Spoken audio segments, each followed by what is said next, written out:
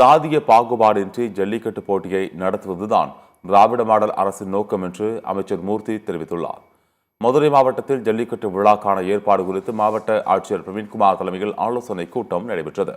இந்த கூட்டத்தில் கலந்து கொண்டதைத் தொடர்ந்து அமைச்சர் மூர்த்தி செய்தியாளர்களை சந்தித்தார். அப்போது பேசிய அவர், நீதிமன்ற உத்தரவு மற்றும் வழிகாட்டுதல்களை பின்பற்றி கடந்த ஆண்டை போலவே இந்த ஆண்டும் சிறப்பாக போட்டிகளை நடத்த ஆலோசிக்கப்பட்டுள்ளதாக கூறினார்.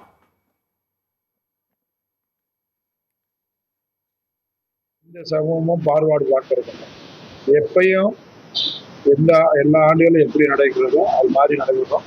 இதுல தயவு செய்து ஜாதியோ சமுதாயமோ அப்பாற்பட்டதுதான் உச்சநீதிமன்றம் உயர்நீதிமன்றத்தினுடைய வழிகாட்டுதலோட அந்த அரசு ஆணைக்கு கற்பட்டு தான் ஜல்லிக்கட்டு நடக்குது. ஏற்கனவே மாவட்ட ஆட்சியர் அதை எப்படியெல்லாம் நாங்கள் நடத்துறோன்றதை சொல்லியிருக்காங்க.